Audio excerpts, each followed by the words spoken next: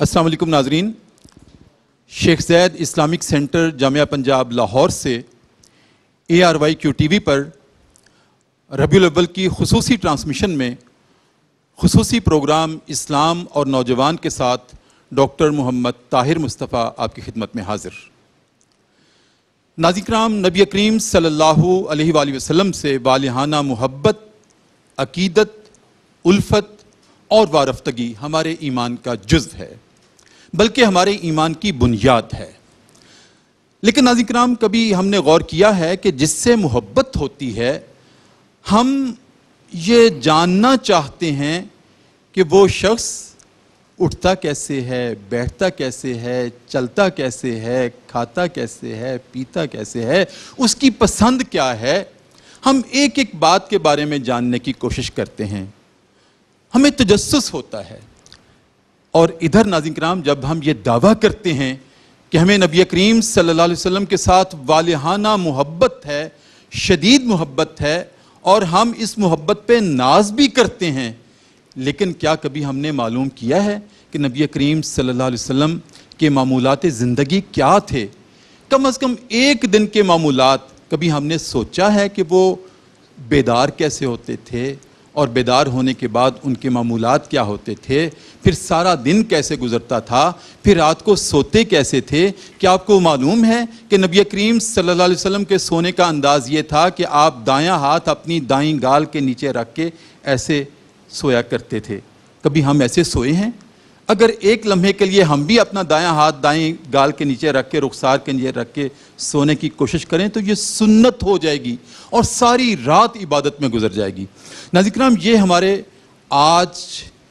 کے جو پروگرام کا موضوع ہے کہ نبی کریم صلی اللہ علیہ وآلہ وسلم کی زندگی کے معمولات کیا ہیں، ان میں سے ایک بات میں نے آپ کے سامنے عرض کی ہے۔ ہمارے آج کے مہمان ہیں پروگرام میں جناب ڈاکٹر محمد عبداللہ۔ آپ ڈائریکٹر ہیں شیخ زید اسلامک سینٹر جامعہ پنجاب لاہور کے، اور میں نے عرض کیا ہے کہ اسی موضوع پر آج سامنے جو ہمارے سامعین بیٹھے ہیں، جن میں شیخ زید اسلامک سینٹر جامعہ پنجاب کے طلباء و طالبات ہیں، محققین ہیں، ریسرچرز ہیں، اور بہت ماشاءاللہ علم کی جستجو رکھنے والے سامعین ہیں، ان کے ذریعے سے ہم سب کو بتائیں کہ نبی کریم صلی اللہ علیہ وآلہ وسلم کے کم از کم ایک دن کی زندگی کے معمولات کیا تھے۔ تو میں گزارش کروں گا جناب ڈاکٹر محمد عبداللہ سے کہ وہ نبی کریم صلی اللہ علیہ وسلم کی ایک دن کی زندگی ہمارے سامنے رکھیں۔ جناب ڈاکٹر محمد عبداللہ۔ الحمدللہ رب العالمین والصلاة والسلام علی سید الانبیاء والمرسلین وعلی آلہ واصحابہ اجمعین، اما بعد فاعوذ باللہ من الشیطان الرجیم، بسم اللہ الرحمن الرحیم، لقد کان لکم فی رسول اللہ اسوۃ حسنہ، صدق اللہ العظیم۔ سب سے پہلے تو میں شکر گزار ہوں ARY کے خصوصی ٹرانسمیشن کا کہ نوجوان اور سیرت النبی صلی اللہ علیہ وسلم کے حوالے سے یہ programme Islamic Centre Punjab University میں منعقد ہو رہا ہے۔ ڈاکٹر صاحب، آپ نے جو موضوع ہمیں دیا ہے کہ آپ صلی اللہ علیہ وسلم کی جو زندگی ہے اور خاص طور پر آپ کا ایک دن وہ کیسے گزرتا تھا، ظاہر ہے کہ آپ صلی اللہ علیہ وسلم کی جو زندگی ہے وہ ایک کامل نمونہ ہے، جیسا کہ میں نے آیت کے اندر پڑھا ہے، اور اسوہ یعنی اس زندگی کو کہتے ہیں کہ جو جس کی اتباع کی جائے اور جو ہمیں نظر آئے، یعنی کوئی کتابی باتیں یا کوئی نظری باتیں نہ ہو، بلکہ ایک عملی زندگی جس کی پیروی ہو سکے، اس کو اسوہ کہتے ہیں۔ تو آپ صلی اللہ علیہ وسلم کی زندگی کو قرآن حکیم نے اسوہ قرار دیا ہے، اور ظاہر ہے کہ آپ کی زندگی ہے اس کا احاطہ کرنا ہمارے لیے بہت دشوار ہے، بہت مشکل ہے۔ اور وہ کسی نے کہا تھا کہ وہ خلق عظیم و اسوہ کامل حضور کا، آداب زیست سارے جہاں کو سکھا گیا، اس کے قدم سے پھوٹ پڑا چشمہ بہار، وہ دشت زندگی کو گلستہ بنا گیا۔ تو آپ صلی اللہ علیہ وسلم کی جو زندگی ہے اس کا ایک دن اگر ہم آپ کے سامنے پیش کریں تو وہ یہ ہے کہ آپ تہجد کے وقت بیدار ہوتے تھے، اور رات کے ایک حصے میں آرام کرتے تھے، ایک حصے میں پھر بیدار ہو کر قیام اللیل فرماتے تھے، آپ کے لیے قیام اللیل جو ہے یہ فرض تھا، اور بیدار ہو کر اذکار مسنونہ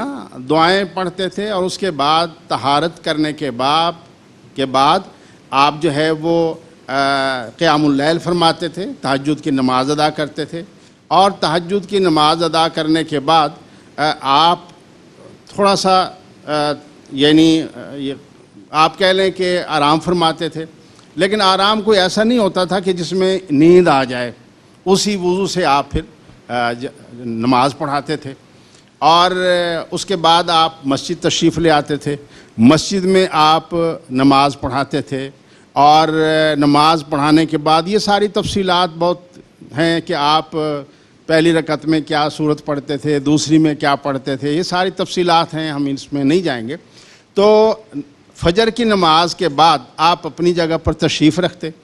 اور پھر حاضرین سے جو موجود ہوتے ان سے گفتگو فرماتے، اور خاص طور پر اس حوالے سے کہ رات میں آپ میں سے کسی نے کوئی خواب دیکھا ہے تو وہ اپنا خواب بیان کرے، اور اگر کوئی بیان کرتا تو اس پہ بات ہوتی، وگرنہ سرکار دو عالم صلی اللہ علیہ وسلم اپنا کوئی خواب بیان فرما دیتے، اگر وہی نازل ہوئی ہوتی رات کے اس حصے میں تو وہی کے بارے میں بتا دیتے۔ تو اس طریقے سے پھر ہلکے پھلکے انداز میں اور بھی گفتگو ہوتی، کوئی شعر و شاعری کے حوالے سے، زمانہ جاہلیت کے حوالے سے کوئی بات چیت ہے اس پہ گفتگو ہوتی، یعنی یہ کوئی ایسی بالکل سنجیدہ کوئی مجلس نہیں ہوتی تھی، بلکہ ہر طرح کی گفتگو اس کے اندر ہوتی تھی۔ اچھا، پھر وہیں آپ قیام کرتے، اور اس کے بعد جو ہے آپ چاشت کی نماز ادا کرتے، وہ 2 رکعت اور 4 رکعت ہوتی، تو چاشت کی نماز ادا کرتے اور اشراق کی نماز ادا کرتے، اور اس کے بعد پھر آپ گھر تشریف لے جاتے۔ ظاہر ہے کہ گھر میں انسان کا ظاہر ایک معمول ہوتا ہے گھریلو زندگی، اور اس سے پتہ چلتا ہے کہ رسول اکرم صلی اللہ علیہ وسلم نے گھریلو زندگی خود اختیار کی، آپ نے نکاح فرمائے، بھرپور زندگی خانگی زندگی گزاری، اور تجرد کی طرف آپ نہیں آئے کہ نکاح نہ کیا جائے، گھر نہ بسایا جائے۔ اچھا، پھر گھر میں جو معمولات تھے وہ بھی ازواج مطہرات نے ہمارے سامنے بیان کیے ہیں، آپ گھر کے کام کاج کر لیتے، ہاں جی، اور یہ جو تاثر ہے کہ بالکل مرد جو ہے وہ لا تعلق ہو جائے، نہیں، گھر میں ہاتھ بٹاتے تھے گھریلو کاموں میں بھی، مثلا دودھ دھونا ہے، اور گھریلو جو کام کھانے پینے کے ہیں اس کے اندر بھی ہاتھ بٹاتے تھے۔ تو اس سے ہمیں یہ پتہ چلتا ہے کہ آپ صلی اللہ علیہ وسلم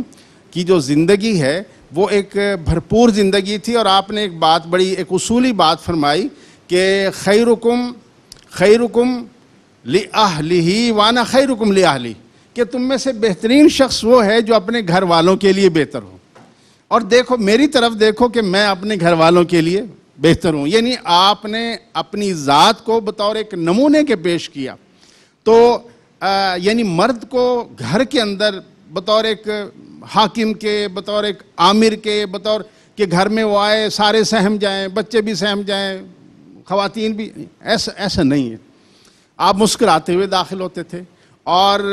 اہل خانہ سے ظاہر ہے کہ جو تعلق ہوتا ہے، اور پھر گھر کے اندر صرف اہل خانہ نہیں ہوتے، اور بھی ہوتے ہیں، بچے بھی ہوتے ہیں، اور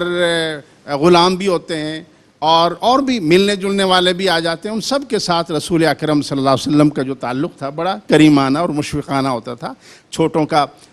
یعنی ادب ہے، احترام ہے، بڑوں کا اعزاز و اکرام ہے، اور ان کو تربیت کرتے تھے، ان کو کھانے پینے کے طریقے ایک ایک چیز سارا وہ سکھاتے تھے۔ اس کے بعد آپ یعنی مجلسی زندگی آپ کی شروع ہوتی، گھر سے باہر کی زندگی شروع ہوتی تھی، تو اس کی بہت تفصیلات ہیں، اب اس کی تفصیلات میں نہیں جانا چاہتا، بس یہ کہ آپ بازار میں بھی جاتے تھے، بازار کی نگرانی بھی فرماتے تھے، لین دین بھی فرماتے تھے۔ یہ جو ہمارا تصور ہے کہ مذہب جو ہے صرف عبادت کا نام ہے اور صرف اللہ اللہ کرنے کا مسجد کا نام ہے، ایسا نہیں ہے۔ رسول اکرم صلی اللہ علیہ وسلم کی جو زندگی ہے نا وہ بھرپور زندگی ہے، اس کے اندر معاش بھی ہے، اس کے اندر تجارت بھی ہے، اس کے اندر معیشت بھی ہے، تو بھرپور زندگی ہے۔ تو اسی طرح آپ کے پاس وفود بھی آتے تھے، وہ بھی ان سے ملاقاتیں کرتے تھے، ان سے اعزاز و اکرام کرتے تھے، جہادی جو قافلے تھے ان کو بھی وہاں سے آپ روانہ کرتے تھے۔ تو آپ کی بھرپور زندگی، مجلسی زندگی، جس میں بازار میں لوگوں سے ملنا جلنا، اگر کوئی بیمار ہوتا تھا اس کی عیادت کو جاتے تھے، یعنی ایک ایک حوالے سے ہمیں آپ صلی اللہ علیہ وسلم کی رہنمائی اور آپ کا نمونہ جو ہے وہ ہمیں ملتا ہے۔ اور اس کے بعد دوپہر کے کھانے کے بعد تھوڑا سا قیلولہ فرماتے تھے۔ اچھا، یہ قیلولہ بھی کوئی ایسا لمبا چوڑا نہیں ہوتا تھا، محض اس لیے ہوتا تھا تاکہ قیام اللیل کے اندر آدمی جو ہے وہ بیدار ہو سکے۔ تو آپ قیلولہ فرماتے تھے، یہ آپ کہہ لیں کہ 10 منٹ کا بھی ہو سکتا ہے، آدھ گھنٹے کا بھی ہو سکتا ہے، کوئی لمبا چوڑا نہیں ہوتا، لیکن اس سے ایک تازگی عبادت کے اندر اور زندگی کے اندر ایک تازگی جو ہے وہ حاصل ہوتی ہے۔ اور قیلولہ فرمانے کے بعد اس کے بعد ظہر کا وقت ہوتا تھا اور نماز کے لیے تشریف لاتے تھے اور نماز باجماعت آپ امامت فرماتے، اور اس کے بعد بھی یعنی یہ معاشرتی زندگی کا جو سلسلہ ہے وہ جاری رہتا تھا۔ تو ہمیں سارے معمولات میں آپ کے جو اذکار ہیں وہ ہمیں ملتے ہیں کہ آپ کون کون سی دعا، صبح بیدار ہوتے ہوئے کون سی دعا پڑھتے تھے، اور سوتے ہوئے کون سی دعا پڑھتے تھے، اور اسی طرح باہر نکلتے ہوئے کون سی دعا پڑھتے تھے، مسجد میں جاتے ہوئے کون سی دعا پڑھتے تھے، اور مسجد سے باہر نکلتے ہوئے کون سی دعا پڑھتے تھے، بازار میں جاتے ہوئے کون سی دعا، یہ سارے اذکار ہمیں حدیث کی کتابوں میں ہمیں ملتے ہیں۔ اسی طرح پھر ظہر ہے، عصر ہے، اور پھر عصر کے بعد کے جو معمولات ہیں وہ بھی زیادہ تر مساجد کے ہوتے تھے۔ تو یعنی آپ کی زندگی کو اگر ہم تقسیم کریں تو 3 حصوں میں تقسیم ہوتی ہے۔ ایک آپ کی ذاتی زندگی جس میں آپ عبادت کرتے تھے، ذکر اذکار کرتے تھے۔ دوسری آپ کی گھریلو زندگی جو آپ کے گھر کے اندر بسر ہوتی تھی، ازواج مطہرات کے ساتھ بسر ہوتی تھی۔ اور تیسری جو ہے وہ مجلسی زندگی جو آپ کے معاشرے کے اندر صحابہ کرام کے ساتھ، اور اس کے اندر ظاہر ہے کہ آپ جو دینی مہمات ہے وہ بھی اس کے اندر آپ ادا فرماتے تھے، اور باقی جو امور ہیں وہ بھی ادا فرماتے تھے۔ عشاء کے بعد آپ زیادہ جاگتے نہیں تھے۔ ہمارے ہاں آج کل رواج یہ بن گیا ہے کہ ساری رات جاگتے ہیں، اور فجر کی نماز یعنی وہ گول ہو جاتی ہے، اور فجر کی نماز جو ہے غفلت کا شکار ہو جاتی ہے، اس وقت سو جاتے ہیں۔ تو اس بات کا خیال رکھا جائے، اور رسول اکرم صلی اللہ علیہ وسلم نے اس بات کا اہتمام کیا ہے کہ فجر کے عشاء کے بعد زیادہ نہ جاگا جائے، بلکہ بستر کی طرف یعنی سویا جائے، اور پھر قیام اللیل کے لیے اٹھا جائے۔ اور آپ صلی اللہ علیہ وسلم یہ پسند فرماتے تھے کہ فجر کے وقت کو استعمال کیا جائے۔ فجر کے وقت میں برکت ہوتی ہے، کاروبار میں جو بھی کام کاج آپ کے کرنے ہیں، تعلیم کے ہیں، پڑھائی کے ہیں، لکھائی پڑھائی کے ہیں، وہ سب جو ہے فجر کے وقت کیے جائیں، اس کے اندر اللہ تعالیٰ کی طرف سے برکت ہوتی ہے۔ تو یہ آپ کے معمولات تھے۔ ظاہر ہے کہ میں نے عرض کیا کہ یہ سارے بیان نہیں کیے جا سکتے، اور آخر میں وہ حفیظ طائب کا وہ شعر میں عرض کروں گا کہ خوشبو ہے دو عالم میں تیری اے گل چیدہ، کس منہ سے بیاں ہوں تیرے اوصاف حمیدہ، تو روح زمن رنگ چمن ابر بہاراں، تو حسن سخن جان ادب شان قصیدہ، مضمر ہے تیری تقلید میں عالم کی بھلائی، میرا یہی امام میرا یہی عقیدہ۔ بہت شکریہ جی۔ ناظرین کرام، ہم جامعہ پنجاب لاہور میں شیخ زید اسلامک سینٹر میں یہ اسلام اور نوجوان کی تقریب سجائے ہوئے ہیں۔ جامعہ پنجاب ہو، اور یہ کیسے ممکن ہے کہ یہاں پر ہمارے سامنے محققین نہ ہوں، ریسرچرز نہ ہوں۔ ناظرین کرام، ہمارے سامنے جو سامعین ہیں وہ جامعہ پنجاب کے شعبہ علوم اسلامیہ کے شیخ زید اسلامک سینٹر کے ماشاءاللہ محققین ہیں، طالب علم بھی ہیں، اساتذہ بھی تشریف رکھتے ہیں۔ میں ان سے گزارش کروں گا کہ اگر کسی کے ذہن میں ڈاکٹر صاحب کی گفتگو کے بارے میں کوئی سوال ہو، مزید سیرت کے بارے میں کوئی تفہیم مطلوب ہو، تو آپ سوال کر سکتے ہیں۔ میرا نام عتیق الرحمان ساکی ہے، اور میں شیخ زید اسلامک سینٹر میں 7ویں سیمسٹر کا طالب علم ہوں۔ میرا سوال یہ ہے کہ سر نے گفتگو کرتے ہوئے یہ بتایا کہ رسول اللہ صلی اللہ علیہ وسلم نماز فجر کے بعد وہ صحابہ کرام سے پوچھتے تھے کہ آپ نے رات کو کوئی خواب وغیرہ دیکھا ہے، تو اس متعلق پوچھتے تھے، جبکہ اسلامی تعلیمات ہمیں یہ بتاتی ہیں کہ اپنا خواب ہر کسی کو نہ بتایا جائے۔ ہم یہ سمجھ جاتے ہیں کہ رسول اللہ صلی اللہ علیہ وسلم کوئی عام بندے نہیں ہیں، اللہ کے نبی ہیں، خاص آدمی ہیں، لیکن صحابہ کے اندر یعنی اس مجلس میں سوال کیوں کر پوچھتے مطلب کہتے تھے کہ آپ پوچھ لیں. اس سے تو یہ ہو گیا نا کہ سارے لوگوں کے سامنے سوال اور وہ خواب تھا وہ چلا گیا. تو یہ کیا وجہ ہے کہ آپ نے یہ ایسے کیوں کہا ہے؟ جی بہت اچھا سوال آپ نے کیا ہے عتیق الرحمان. دیکھیے کہ آپ صلی اللہ علیہ وسلم کا یہ معمول تھا کہ فجر کی نماز کے بعد آپ اپنی جگہ پر بیٹھ جاتے اور صحابہ کرام سے گفتگو کرتے, اور یہ گفتگو کسی ایک موضوع پر نہیں ہوتی تھی اور مختلف موضوعات پر ہوتی تھی, اور ان میں ایک یہ بھی ہوتا تھا کہ آپ پوچھتے کہ آپ میں سے کسی نے کوئی خواب دیکھا ہے اور پھر اس پر بات کرتے, وگرنہ آپ صلی اللہ علیہ وسلم آپ خود بھی اپنے خواب یا وحی کے بارے میں بتاتے تھے. تو عزیز بات یہ ہے کہ ظاہر ہے کہ آپ صلی اللہ علیہ وسلم سے بڑھ کر سرور انبیاء علیہ الصلاۃ والسلام, نبی آخر الزماں, اور آپ صحابہ کرام کے لیے مرجع و ماوا تھے. تو آپ کے سامنے تو ظاہر ہے کہ اپنی بات کرنا, دل کی بات کرنا, یہ تو خواب ہیں. صحابہ کرام دل کی باتیں کرتے تھے. کچھ معاملات وہ ہوتے ہیں کہ جو جسے کہہ لیں کہ پرسنل نوعیت کے ہوتے ہیں, ٹھیک ہے, تو وہ تو ظاہر ہے کہ وہ تو الگ ہی بیان کیے جائیں گے, لیکن کچھ ایسے ہوتے ہیں جن کا تعلق مجلس سے ہوتا ہے, دوسرے بھی سیکھتے ہیں سوال کیسے کرنا ہے, ٹھیک ہے, اور آپ اس کا جواب کیسے دیتے تھے, اس کے اندر یعنی سوال کرنے کا انداز کیسے ہوگا, بات کرنے کا انداز کیسے ہوگا. تو آپ صلی اللہ علیہ وسلم ظاہر ہے کہ اس خواب کے بارے میں بتاتے تھے, اور ظاہر ہے کہ یہ ایک علم ہے تعبیر الرؤیا کا, اور آپ صلی اللہ علیہ وسلم خواب کے بارے میں بتاتے تھے. متعدد خواب آپ اپنے بھی بیان فرماتے. مثال کے طور پر معراج ہوئی تو آپ نے اسی طرح بیان فرمایا, واقعہ معراج کو اسی طرح بیان فرمایا, اور بھی کئی اسی طرح کوئی وحی نازل ہوتی تو آپ بیان فرماتے. ظاہر ہے کہ خواب جو ہے ایک انسان کا ایک خاص معاملہ ہے, اور اس کو دانشمند شخص کے سامنے ہی بیان کیے جائے. نبی اکرم صلی اللہ علیہ وسلم سے بڑھ کر کون دانشمند ہو سکتا ہے, ٹھیک ہے. السلام علیکم سر, میرا نام بسمہ ظہیر ہے, جامعہ پنجاب شیخ زاید اسلامک سینٹر کی میں اسٹوڈنٹ ہوں, 7th سیمسٹر میں BS کی ڈگری. سر میرا کوشچن یہ ہے کہ جو سیرت طیبہ کی رہنمائی ہے وہ صرف اور صرف شخصیت تک محدود ہے, یا ملت اسلامیہ کی جو پوری تعمیر ہے اس پر بھی اس کا کوئی اثر انداز ہوگا؟ جی بہت اچھا سوال ہے. انہوں نے سوال یہ پوچھا ہے کہ سیرت صرف شخصی زندگی کی رہنمائی کرتی ہے یا ملی اور اجتماعی زندگی میں بھی رہنمائی کرتی ہے. تو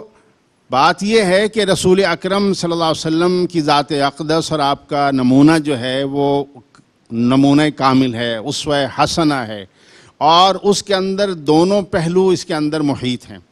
اور وہ جو سورہ بقرہ کی آیت ہے کہ ربنا وبعث فیہم رسولا منہم یتلو علیہم آیاتہ ویزکیہم ویعلمہم الکتاب والحکمہ, ٹھیک ہے. یعنی جہاں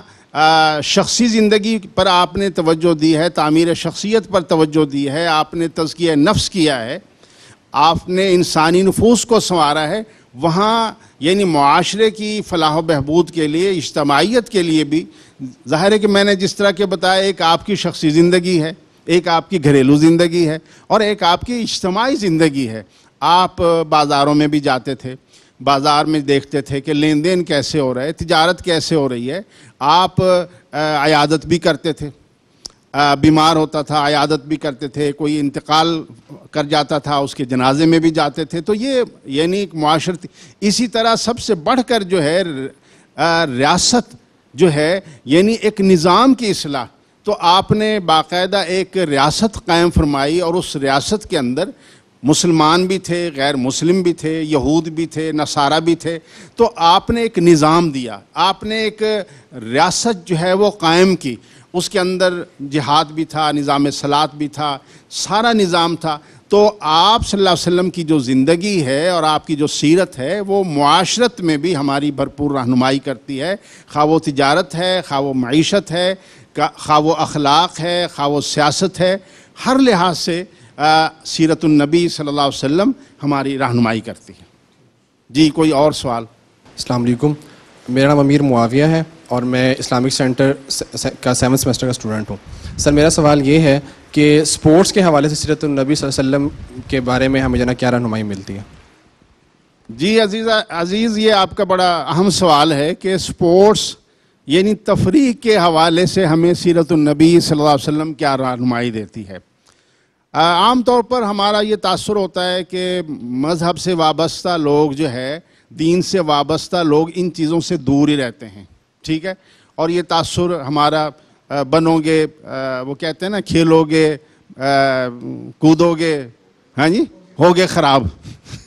ہاں جی پڑھو گے لکھو گے بنو گے نواب، تو یہ ایک تاثر ہمارا. تو ہمیں سیرت النبی صلی اللہ علیہ وسلم جو ہے اس حوالے سے بھی بہترین رہنمائی دیتی ہے. قرآن حکیم نے ایک تو یہ ذکر کیا ہے، کامل انسان کا یہ ذکر کیا ہے کہ وہ اس کے اندر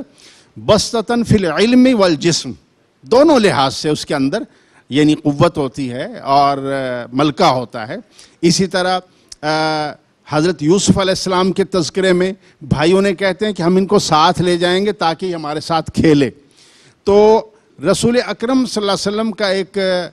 قول ہے جس میں آپ یہ فرماتے ہیں کہ ایک قوی مومن جو ہے وہ ضعیف مومن سے بہرحال بہتر ہے. تو قوی مومن کون ہوگا؟ قوی مومن وہی ہوگا جو جسمانی مشقت کرے گا، جو کھیل کود بھی کرے گا، جو تفریحات میں بھی حصہ لے گا، اس کا جسم جو ہے وہ مضبوط ہوگا. اور آپ صلی اللہ علیہ وسلم کی زندگی سے ہمیں ایسے اشارات ملتے ہیں. مثلا ایک واقعہ ملتا ہے کہ آپ نے حضرت عائشہ رضی اللہ تعالیٰ عنہا سے مسابقہ کیا، اور ایک مرتبہ حضرت عائشہ آگے نکل گئیں، اور پھر کسی موقع پر آپ نے مسابقہ کیا اور آپ نکل گئے. تو آپ نے فرمایا یہ اس دن کا بدلہ ہے.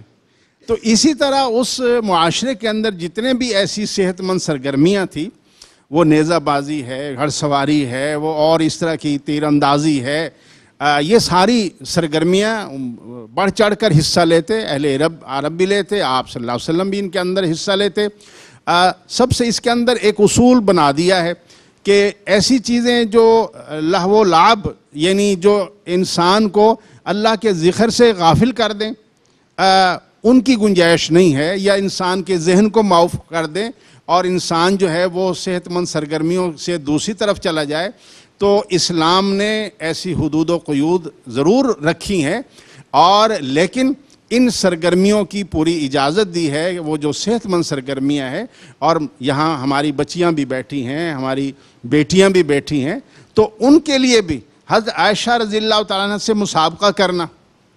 تو گھر کی چار دیواری میں حدود و قیود میں ان کو بھی اجازت ہے. اور ظاہر ہے کہ اس دور کے اندر جو ہے بہت سارے ایسے کھیل آ گئے، ایسے چیزیں آ گئی ہیں کہ ان کے صحت کے لیے بھی یہ ضروری ہے، اور انسان کی ذہنی صحت کے لیے بھی یہ ضروری ہے. جی بہت شکریہ. جی بہت شکریہ جناب ڈاکٹر عبداللہ. ناظرین کرام، ARYQ TV ہے، ربیع الاول کی خصوصی ٹرانسمیشن ہے، اور ہمارا خصوصی پروگرام ہے اسلام اور نوجوان. جناب ڈاکٹر عبداللہ جب نبی کریم صلی اللہ علیہ وسلم کے ناظرین کرام معمولات بتا رہے تھے تو درمیان میں بات آئی قیلولہ کرنے کی. نبی کریم صلی اللہ علیہ وسلم دوپہر کے وقت تھوڑا سا آرام کیا کرتے تھے، قیلولہ کیا کرتے تھے، اور خاص طور پر آپ حضرت سلیم رضی اللہ تعالی عنہا جو دور سے آپ کی خالہ لگتی تھیں، ان کے گھر جا کر ان کو سعادت بخشتے تھے کہ ان کے گھر میں جا کر آپ قیلولہ فرماتے تھے. ناظرین کرام، یہاں جب ڈاکٹر عبداللہ بات کر رہے تھے، قیلولے کی بات آئی تو مجھے حضرت سلیم رضی اللہ تعالیٰ عنہ یاد آ گئیں. اس حوالے سے خاص طور پر میں اپنی بیٹیوں کو، طالبات کو مخاطب کر کے یہ بات کرنے لگا ہوں کہ نبی کریم صلی اللہ علیہ وسلم سے ہم سب کو محبت تھی، لیکن حضرت سلیم رضی اللہ تعالیٰ عنہ کا محبت کا انداز یہ تھا کہ جب آپ ان کے گھر قیلولہ فرمانے جاتے تھے تو وہ ان کو کوئی نرم گرم بستر نہیں بچھا کے دیتی تھیں، بلکہ چمڑے کی شیٹ بچھا کے دیتی تھیں. اور ایک دن عرض کرنے لگیں، یا رسول اللہ صلی اللہ علیہ وسلم فدا کو امی وابی، کیا آپ کو معلوم ہے کہ میں آپ کو بستر کیوں نہیں بچھا کے دیتی، چمڑے کی شیٹ کیوں بچھا کے دیتی ہوں؟ تو آپ نے فرمایا کیوں؟ کہا یا رسول اللہ جب آپ قیلولہ فرما کے اٹھتے ہیں نا تو آپ کے پسینے کے قطرے اس چمڑے کی شیٹ کے اوپر آ جاتے ہیں، تو میں اس کو انڈیل کر شیشی میں ڈال لیتی ہوں اور پھر میں عطر کے طور پہ استعمال کرتی ہوں. یہ نبی کریم صلی اللہ علیہ وسلم سے والہانہ محبت کا ایک انداز تھا حضرت سلیم رضی اللہ تعالی عنہا کا. ناظرین کرام، اسی کے ساتھ آج کا پروگرام اسلام اور نوجوان ARYQ TV کی ربیع الاول کی خصوصی ٹرانسمیشن میں اپنے اختتام کو پہنچتا ہے. اپنے میزبان ڈاکٹر محمد طاہر مصطفیٰ کو اجازت دیجیے. اپنا بہت خیال رکھیے. اللہ حافظ.